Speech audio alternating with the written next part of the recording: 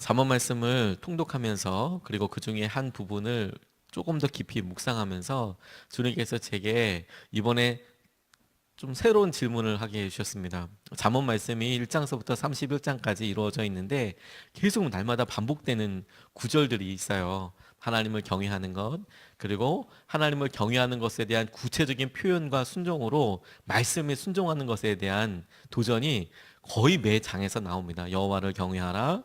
그리고 너 말씀에 대해서 순종하고 청종해라. 이 말씀이 계속 반복적으로 나오는데 이걸 한 장씩 한 장씩 설교할 때에는 와, 이 반복되는 어구가 설교하기가 참 쉽지가 않거든요. 31일이 다 똑같이 설교해야 되는 왜냐면 제일 중요한 말로 경외해라, 말씀에 순종해라 이렇게 이야기를 하니까 이게 일주일 정도는 어떻게 보는데 한 달 내내 이렇게 설교하려고 그러면 정말 힘들거든요. 근데 5장을 쭉 읽어가면서 하나님께서 제게 좀 전혀 다른 그런 마음을 환기시켜 주셨어요.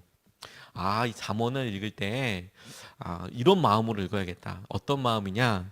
아, 잠언은 솔로몬이 자녀들에게 후손들에게 쓴 말씀인데 마치 아버지가 자녀에게 이야기하듯이 그리고 어머니가 자녀들에게 이야기하듯이 부모가 자기 자녀들이나 자손들에게 이야기하듯이 그렇게 이야기하는 말씀이라는 걸 하나님께서 내게 아버지로서 그게 말씀하고 계신다는 그런 따뜻한 마음을 같이 챙기고 이 말씀을 들으면 확실히 느낌이 달라지더라고요. 제가 저희 어렸을 때를 한번 떠올리게 됐습니다. 저희 어머니가 항상 저한테 차 조심해라, 밥 먹고 다녀라 이 두 개 말씀하셨거든요. 차 조심해라, 밥 먹고 다녀라, 뭐 가끔 가다가 친구들과 사이좋게 지내라. 이 얘기를 뭐 거의 뭐 차 조심하래는 거의 뭐 날마다 아침에 학교 갈 때마다 이렇게 이야기하셨어요. 심지어 제가 아버지 차를 타고 이렇게 갈 때도 차 조심해라. 차 조심은 저희 아버지가 하셔야 될 텐데 차 조심해라. 밥 먹고 다녀라. 근데 식사도 도시락도 다 싸가지고 가잖아요. 저희 어머니가 직접 본인이 싸주시면서도 밥 먹고 다녀라. 그런 이야기를 대학원 결혼해서 분가할 때까지 이야기하시더라고요. 왜 그러셨을까요? 제가 못 알아듣기 때문에 그렇게 얘기하신 게 아니라 그게 중요하기 때문에 우리 어머니가 나중에 지나고 난 다음에 그런 생각을 했어요. 우리 어머니가 생각나면 그거 사고 날까 봐 제일 걱정이 마음에 계속 떠오르시나 보다. 밥 안 먹고 나니까 봐 제일 걱정되시나 보다. 잘 챙겨 먹을 수도 있고 어디 가서 밥 굶고 다니지는 않을 것 같은데도 그게 되게 걱정이 되시나 보다.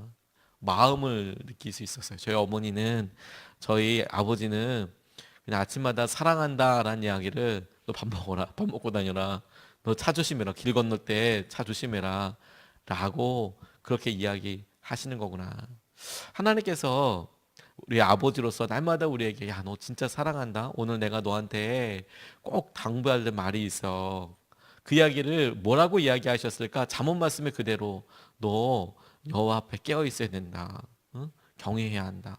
말씀에 순종해야 된다. 이렇게 말씀하실 거라는 마음을 붙잡고 이 3장 말씀 중에서 두 가지 마음이 제게 되게 주님이 맨날 이렇게 사랑한다는 말씀을 하시겠구나 이렇게 붙잡혀지게 됐어요. 첫 번째 말씀은 뭐냐면 너 마음에 새겨라 라는 말씀이에요. 너 마음에 새겨라. 3절 4절 말씀입니다. 인자와 진리가 내게서 떠나지 말게 하고 그것을 내 목에 매며 내 마음판에 새기라. 그리하면 내가 하나님과 사람 앞에서 은총과 귀중히 여김을 받으리라. 이렇게 말씀하셨어요.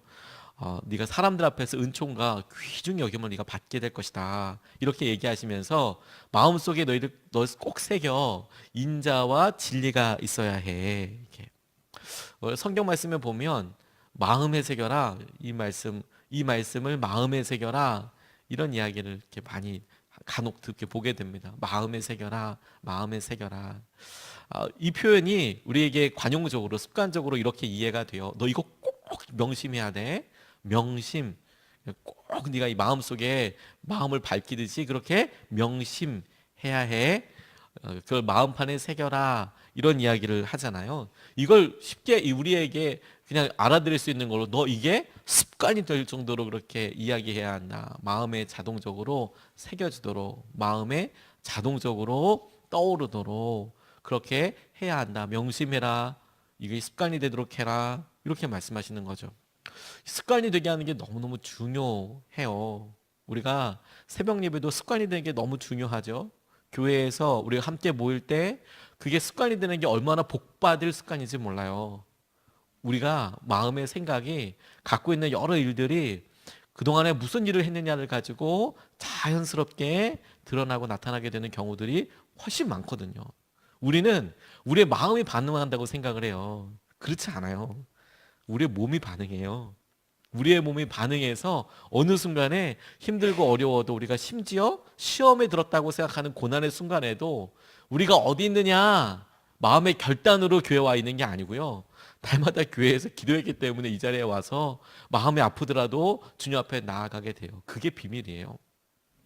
미국의 심장학회를 주도하시는 존스 홉킨스 대학의 의과 학장이기도 하고 뭐 그 대학 병원장을 맡기도 하셨던 에드윌 밀러 박사님이 분이 계시대요. 이분이 심장에 있어서는 미국의 권위자이신데 그런데 통계를 내다 이렇게 보았습니다. 아주 심각한 분들.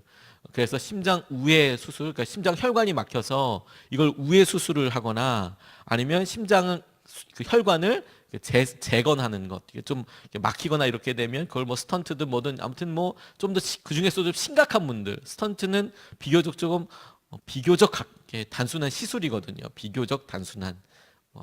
그런데 이제 그거 말고 조금 더 심각한 수술을 하시는 그런 분이 자기한테 찾아오는 그런 손님들을 그 환자들을 보니까 이 수술이 미국에서는 한 1억 정도가 넘게 된대요. 수술을 한번 해야 된다. 그러면 1억 원이 넘게 걸린대요. 그러면 사람들이 그 청구서에 거의 경악을 한답니다. 뜨아! 이거 보험 되고 1억 내려고 하면 이거 웬만한 사람들은 사실 진짜 뭐 무릎이 좀 떨리지 않겠습니까? 그렇다고 심장 수술은 또 안 할 수도 없잖아요. 당장 피가 돌지 않으니까 꼭 받아야 되는데 1억이라는 거예요.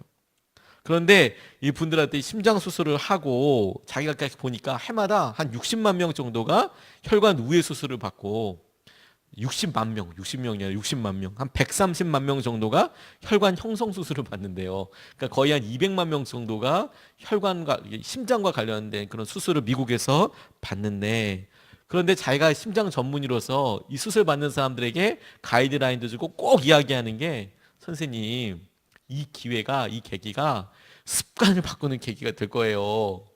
이거 밥 먹는 거 싹 바꿔야 합니다. 잠자는 거 싹 바꿔야 합니다. 다른 방법이 없습니다. 수술은 해서 지금 그 부분을 안전하게 이렇게 해드릴 수는 있는데 다른 방법이 없습니다. 이거 잠자는 거나 밥 먹는 거나 이거 습관 바꾸지 않으면 일단 본인이 이거 평생 그렇게 살았기 때문에 심장 혈관에 무리가 오고 이런 거기 때문에 이거 다시 새 걸로 해놔도 똑같이 사신다면 나이도 있으시고 그러니까 다시 어렵습니다. 몇 번씩 수십 번씩 그렇게 이야기를 한대요. 뭐뭐뭐 해야 되고 어떻게 해야 된다고. 그런데 지나놓고 보니까 충격적이었던 게 뭐냐면 당신이 이거 안 하면 죽을 수도 있어요. 이 습관 바꾸지 않으면 죽을 수 있어요. 심장이 나빠지니까 다음에는 쉽지 않습니다. 이렇게 이게 목숨과 관련된다는 거. 그리고 이게 수술 한번 할 때마다 1억 원 이상이 그냥 한 번씩 팍 나간다는 거. 이걸 뻔히 알면서도 생활 습관을 바꾸는 환자들이 거의 없다라는 거예요. 거의 없더라.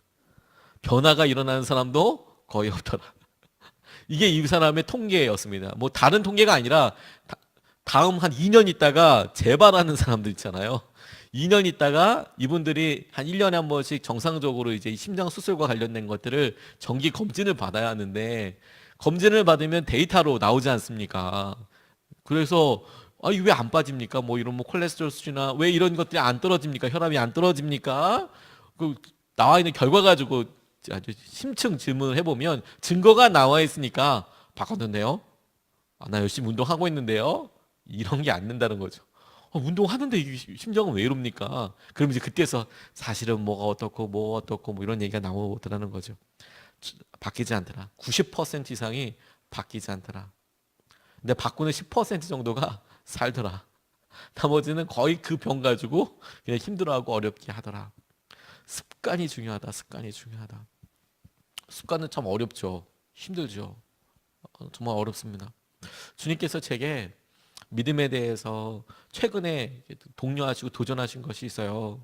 제게 있어서 항상 우리 교회가 나아가야 될 것, 어떻게 기도하고 어떻게 해야 될까? 이 말씀 준비하는 새벽 예배 특세를 어떻게 하고 하나님이 제게 주신 이 기회들을 하나님께서 우리가 이 시기에 이 기회에 어떻게 마음을 붙잡고 이야기하는지에 대해서 기도하면서 제게 하나님께서 도전하실 때 흔들어 깨우실 때 무슨 말씀하셨냐면 너 근성이 중요하다. 근성이 처음에 하나님께서 말씀을 주셨듯이 내가 이것을 붙잡고 꽉 붙잡고 하나님만 나아가게 될 때 이게 다 힘들다. 운동할 때도 어떻게 그게 체력이 되고 근육이 되고 그러려면 엄청 힘들듯이 내 삶의 습관이 되고 내 삶의 그게 기준이 되기 위해서 노력하고 깨어있는 게 무지하게 힘들다. 그런데 해야 된다. 그런데 해야 된다. 그거 놓치면 싹 다 사라지게 된다. 마음판에 새겨라. 그게 제게 그렇게 다가왔어요. 그리고 구체적인 내용을 보니까 인자와 진리에 대해서 이야기하시는데 이 인자 진리가 우리가 평소 때 말할 때 사용되는 말은 아니지 않습니까? 인자 진리 이게 무슨 뜻으로 우리가 현대 말로 쓸 수 있을까?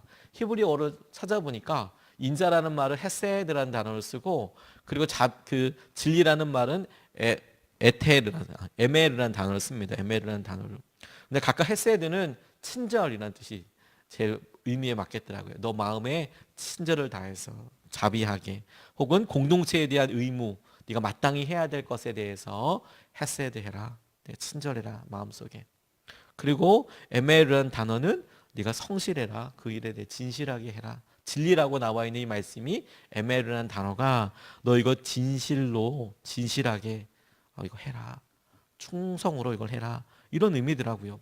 마음에 너 마음속에 항상 깨어서 그거에 대해서 허투루 하지 말고 명심해라. 너 마음이 따라가야 한다. 너 진심이 따라가야 한다. 진심이 따라가야 한다. 너 마음을 할 때 허투루 하지 말고 오늘 하나하나 제게는 이 인자와 자비라는 단어가 한 단어처럼 정성을 다해야 하는 거구나. 그러니까 내 마음으로 함부로 하지 말고 내가 이거 하나하나 잘 챙겨서 해야 하는 거구나. 아이들 옆에서 이렇게 공부할 때 제 안에 항상 드는 생각이 야 제발 좀 후딱후딱 하지 마. 그냥 넘어가지 말고 이거 좀 봐봐. 요거 왜 틀렸는지도 한번 좀 보고 요거 한번 좀 보면 참 좋겠는데 애들은 그냥 뭐 동그라미 찍 하고 그냥 넘어가는 거예요. 한 번만 좀 더 읽어보지. 야 요거 너 요거 틀린다. 다음에 또 그러면 이거 왜 틀렸는지 아니? 아이 뭐 그냥 다 된다고. 아니 그러니까 조금 한번 챙겨봐봐. 이렇게 얘기하면 제가 되게 소심하고 쪼잔한 사람처럼 그렇게 여겨지는 것 같아요. 근데 그렇지가 않고 야 하나하나 소중하게 넘어가는 게 다 재산이더라. 재산이더라. 제가 고전어 전공하지 않았습니까? 고전어 전공하면 되게 고난이 있어요. 뭐가 고난이냐면 단어가 잘 기억이 안 나요. 그래서 어떤 때는 저희가 매번 그 전공 수업 때 무슨 거 했냐면 히라버 원전을 읽었거든요. 뭐 호메로스 같은 사람들, 소포크레스 같은 사람들을 히라버로 읽는데 쉽지가 않아요. 그래서 3시간 내내 전공생들 읽어도 100줄 읽으면 많이 읽어요. 100행이라고 그러는데 그럼 계속 이제 히라버로 읽고 그게 무슨 뜻인지 사람들 앞에서 계속 발표하는 식으로 돌아가면서 막 이렇게 해석하고 막 그러거든요. 근데 평소 때는 뭐 하느냐? 이 단어가 무슨 단어일까? 막 이거 가지고 찾아요. 그런데 이게 너무 힘들어요. 히라버 원어를 찾는다는 게 이게 무슨 잡서가 나와 있는 것도 아니고 심지어 번역이 한국말로 번역 안 된 책들을 계속 읽으니까 그러면 영어 책을 보기도 하고 불어 책을 보기도 하고 막 참고하면서 이 단어가 무슨 뜻일까 거꾸로 막 소설을 쓰는 경우들이 많거든요. 근데 제일 어려운 단어들이 쉬운 단어들이 참 어려워요. 뭐 우리는 이다, 있다 이런 뜻인 비동사라는 단어가 있는데 에이미라는 단어가 있는데 그거 정말 힘들어요. 그런 단어가 순간순간 사람을 정말 머리 아프게 해요. 한참 찾다가 이게 비동사였다는 걸 깨닫는 순간 눈물이 앞을 가릴 정도로. 근데 단어가 잘 안 외워지거든요. 이 히라버 단어가 제대로 변화하기 시작하면 한 단어가 한 360가지로 변할 수가 있어요. 이게 뭐 동사도 됐다가 명사도 됐다가 막 뒤에 뭐가 붙냐에 따라서 마구마구 변하거든요. 그런데 제가 막 이런 단어가 안 외워지는 것 때문에 한 번은 막 너무 힘들어서 진짜 뭐 한 2시간, 3시간 이게 뭘까 도대체. 그래서 관련된 책들도 찾아보고 막 고민하다가 그게 굉장히 쉬운 단어라는 걸 알았어요. 너무 허전하더라고요. 와, 이게 뭐 하는 짓인가? 이게 내가 지금 공부를 이걸 얼마나 했는데 내가 이 단어 하나 찾기 위해서 이 2시간 정도를 이거 허비했는데 막 그래가지고 제 같은 랩의 연구 그 강의 준비 그 그 대학원생들한테는 그렇게 같이 공부하는 공간이 있거든요. 옆에 계신 박사 학위 받으신 선생님한테 막 그런 하소연을 했어요. 너무 힘들다고, 내가 이 짓을 왜 해야 되는지 모르겠다고, 이 단어 이게 지금 2시간 동안 고민했는데 굉장히 쉬운 단어였다고. 그때 이분이 씩 웃으시면서 자기 사전을 이렇게 보여주시는 거예요. 그러면서 막 무지개 색깔로 막 되어 있는 거예요. 휘황찬란하게. 그래서 아니 다 큰 거의 뭐 마흔이 되신 남자분이, 교수님이 뭐 이렇게 무지개 색깔처럼 그 여고생 여중생처럼 예쁘게 빨간색 뭐 노란색 이렇게 해서 이렇게 하시나 물어보더 씩 웃으시면서 뭐라고 말씀하시냐면, 이렇게 무지개 색깔로 된 이유가 찾을 때마다 처음에는 빨간색, 그 다음에 주, 노, 초, 파, 남, 보 이렇게 무지개 색깔로 칠한다는 거예요. 근데 자기 설쳐보면 이렇게 휘황찬란한 이유가 뭐냐면, 이거 수십 번 찾아서 이렇다고, 수십 번 찾아서 이런 거라고. 이게 정성을 다하고 한 단어 의미를 갖다 해서 찾아가고 이렇게 하는 게 너무 중요한 거구나. 할 때마다 그렇게 한 단어씩 소중하게 소중하게 찾아가면 나중에 그게 의미가 되고 문장이 되고 그렇게 되듯이, 하나님이 오늘도 우리에게 원하시는 순종과 마음에 대해서 우리가 충실하게 다가가는 게 너무너무 중요하다. 이걸 마음판에 새기는 거다. 오늘 이거 꼭 붙잡을 수 있으면 좋겠습니다. 두 번째로 주님께서 제게 말씀으로 붙잡게 하신 게 뭐냐면, 범사의 그를 인정하세요. 6절 말씀인데요. 너는 범사의 그를 인정하라. 그리하면 내 길을 지도하시리라. 범사에 너는 그를 인정해라 라는 말이죠.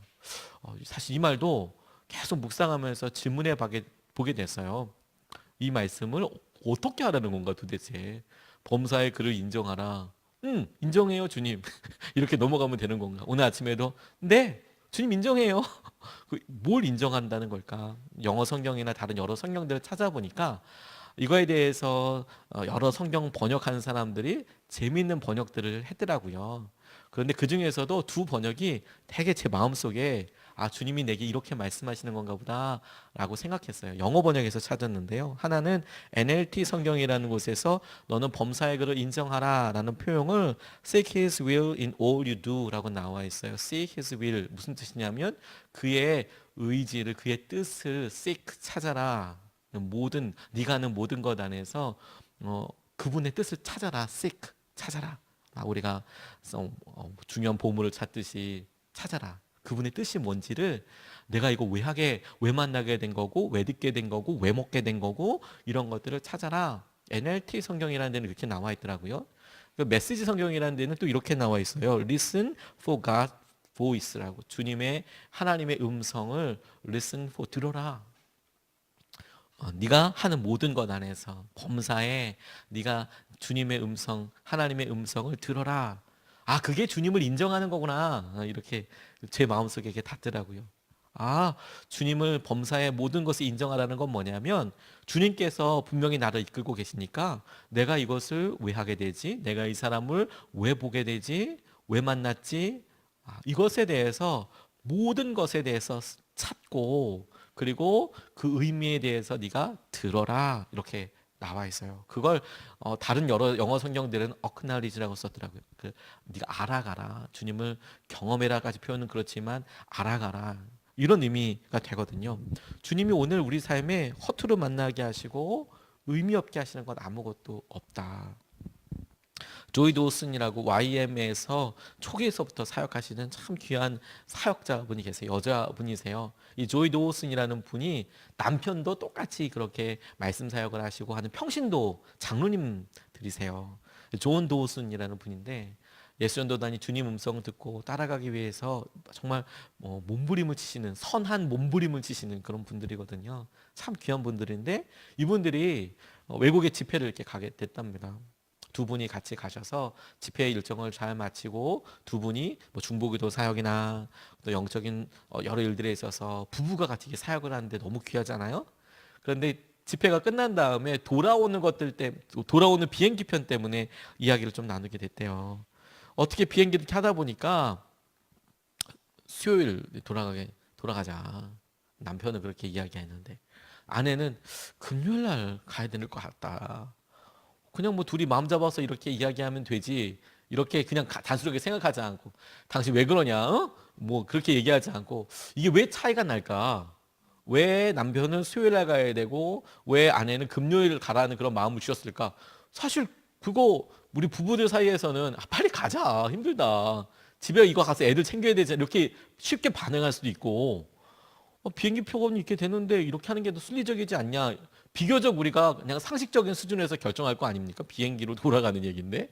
근데 이분이 이거 두 개에 대해서 좀 심각하게 우리 한번 마음을 구해보자, 이렇게까지 기도 제목을 삼으셨다는 거예요. 그래서 두 분이 이야기하다가 금요일 날 가는 게 주님 마음인 것 같다. 왠지는 모르겠는데 그 제 생각에는 그냥 수요일 날 가자, 금요일 날 가자, 뭐 하자 이렇게 결정하면 될 것 같은데 주님 뜻이라고 생각하고 우리 한번 기도해 보자, 우리 부부가. 그리고 금요일 날 가자, 이렇게 생각을 결정을 하신 거예요. 그럼 뭘까? 주님이 뭐라고 왜 이거 하게 하실까? 이런 생각을 하다가 이메일을 열어보고 급하게 메일이 온 게 뭐냐면 목요일에 어떤 젊은 청년이 나 목회 그만둘 거예요. 신학생인데 나 이제 못하겠다고, 이런 식의 상담 메일을 보냈더라는 거예요. 자기 만나줄 수 있겠냐고. 수요일까지가 정식 일정이었기 때문에 목요일날 금요일날 아침에 비행기 탈 때까지 아무 일정이 없으셨대요. 아무 일정이. 오케이, 그러자고. 이메일로 사실 소통 빨리 하기가 쉽지 않은데 바로 이야기해서 연락처 물어서 오늘 목요일날 만나자. 그랬더니 청년이 자기 안에 고민들과 어려움들을 막 다 쏟아내더라는 거예요.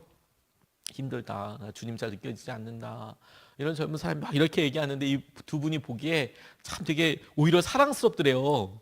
이 젊은 나이에 제대로 사역해보기 위해서 마음을 구하고 하는 거 보니까 너무 사랑스럽고 좋아 보여서 정말 마음을 다한 조언과 기도, 충고와 포기하지 말라고, 하나님께서 이렇게 역사하신다고. 그래서 강의 시간에 이야기할 수 없는 진솔하고 이런 대화들을 이렇게 하면서 이분이 지나가게 됐더랍니다. 그리고 나중에 주님께서 두 분이 그 청년이 목회자가 되고 YM의 예수전도는 굉장히 귀한 동력자가 돼요.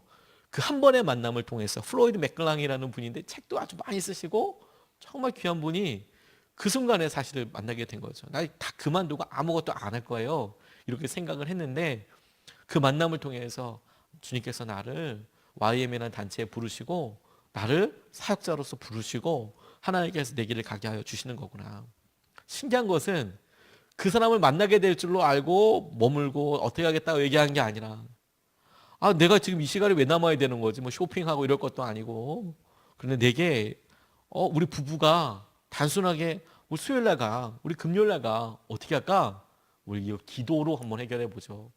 기도하고 특별하게 이유가 남아서 뭐 어디 뭐 여행을 간다든지 이 지역에 중요한 맛있는 걸 먹어야 된다든지 그런 게 아니고 먼저 기다려 볼까? 연락을 와서 반응해 보고, 그때 하나님께서 귀한 동력자를 만나게 해주셔서 나중에 존 도우슨이라는 분이 플로이드 맥클랑이랑 만난 이 만남을 다른 모든 걸 사실 포기하고서도 반드시 했어야 될 만남. 반드시 그 사람을 만나서, 왜냐하면 굉장히 귀한 목사님이 되셨거든요. YM에서 엄청난 선한 영향력을 할 뿐만 아니라 귀한 책들도 많이 쓰신 분을 그렇게 정말 건지게 되는 그런 순간이 되었노라고. 우리 삶의 여러분, 주님께서 왜 이거 만나게 하시지? 그분의 뜻을 찾는 거예요. 날마다 반복되는 그 가운데에서도 반복되는 이유는 중요한데 우리가 못 깨닫기 때문에 그런 거 아니겠습니까?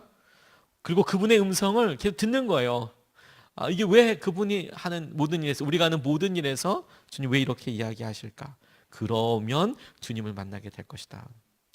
오늘 이 말씀을 주님께서 우리에게 너 이렇게 명령하듯이 이렇게 듣지 않고 오늘 그냥 따뜻한 마음으로 아버지가, 어머니가 얘들아 너 오늘 정성을 다해라, 인자와 진리로 너 이거 마음판에 좀 새겨서 너 뭐든지 하나하나 일할 때 정성을 다해서 해라. 친절과 그리고 성실함을 다해서 해라. 정성을 다해서 해라.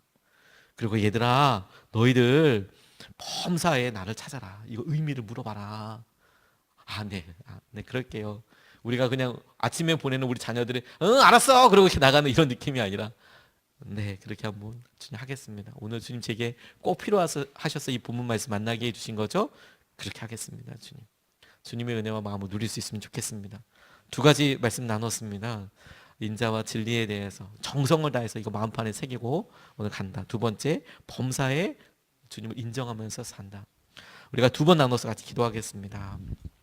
첫 번째로 같이 기도하고 싶은 것은 오늘 주님 우리가 좀 친절하고 성실하게 좀 살게 해주십시오. 이 친절하다는 것, 성실하다는 것 이거 처음 보는 사람한테만 필요한 게 아니고요. 부부 사이에도 꼭 필요한 거더라고요. 성실한 거 이거 맨날 하는 일에도 이렇게 하는 거더라고요. 구두 하나를 닦아도 정성스럽게 닦는 사람도 있어요. 대충 실실실실 걸레가지고 닦는 사람이 있지만 정성스럽게 닦는 사람이 있더라고요. 하나도 헛된 거 아니더라고요. 오늘 하루 친절하고 성실하게 우리 마음에 주님 인도하여 주시옵소서. 우리가 첫 번째로 같이 그렇게 기도하겠습니다. 아버지 하나님.